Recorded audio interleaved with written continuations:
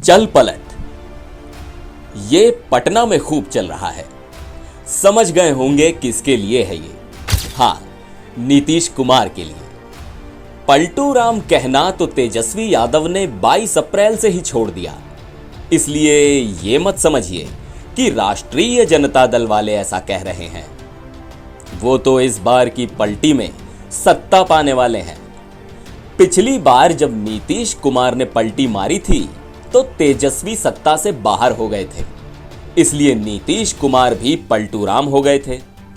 इस बार तो natural alliance partner Bharatiya Janata party इसका इंतजार कर रही थी। चल पलट। नीतीश कुमार ने भाजपा जदयू गठबंधन तोड़ने का ऐलान कर दिया है, पर नीतीश पलट क्यों रहे हैं, इस पर भी बहुत बात हो चुकी है। जनता दल यूनाइटेड को तोड़ने की कथित साजिश सबसे बड़ा कारण बताया जा रहा है।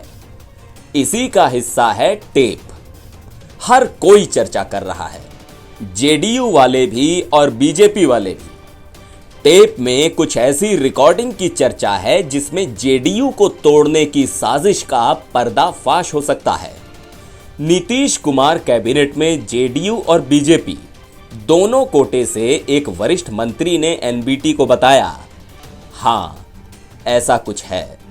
भाजपा कोटे वाले मंत्री ने तो कुछ नाम भी बताए, पर वो खुद उस ऑडियो टेप को सुन नहीं पाए थे, इसलिए चर्चा के आधार पर नाम सार्वजनिक करना ठीक नहीं है।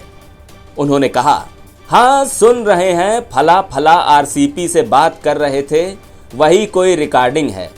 अब ये सब कैसे हो गया पता नहीं। उन्होंने स्पष्ट बताया कि नीतीश कुमार की खुन्नस इसी बात को लेकर सबसे ज्यादा है।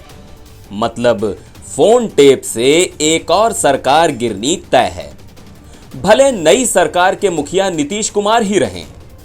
पहली सरकार तो रामकृष्ण हेगड़े की गिरी थी कर्नाटक में। साल 1988 था। तब हेगड़े जनता पार्टी के एक धड़े और वीपी सिंह के जनमोर्चा के साथ जनता दल बनाए थे। उधर एचडी देवगौड़ा और अजीत सिंह जनता पार्टी में ही रहे। इसी बीच देवगौड़ा और अजीत सिंह की बातचीत टेप हो गई। संसद में संचार मंत्री बीर बहादुर सिंह ने सबूत के साथ बता दिया कि 50 नेताओं के फोन टेप हो रहे थे। बाकायदा डीआईजी इंटेलिजेंस के आदेश की चिट्ठी पटल पर रख दी गई। साफ हो गया कि पार्टी के भीतर और बाहर हेगड़े सरकार फोन टेप करवा रही थी। उन्हें इस्तीफा देना पड़ा। और अब तो मोबाइल का जमाना है, सरकारी टेलीकॉम रहा नहीं। 2 साल पहले 2020 में अशोक गहलोत ने माना कि पार्टी में ही विरोधियों के फोन टेप किए गए।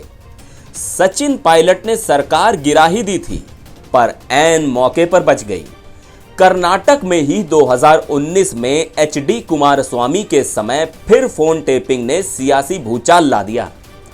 इस बीच तो वित्त मंत्री रहे प्रणब मुखर्जी, अमर सिंह, शरद पवार, अरुण जेटली जैसे बड़े नेताओं के फोन टेप होने की बातें सामने आई।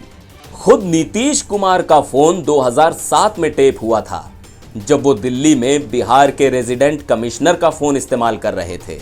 तब Bharat America civil nuclear deal पर लेफ्ट के दबाव से मनमोहन सरकार हिली हुई थी।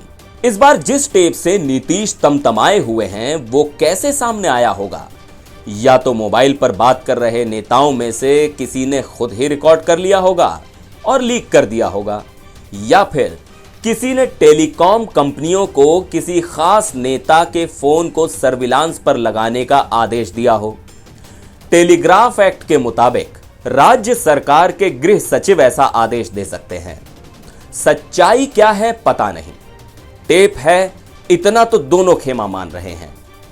कुछ तो ये भी बता रहे हैं कि लल्लन सिंह ने जिस सबूत की बात की है वो यही टेप है।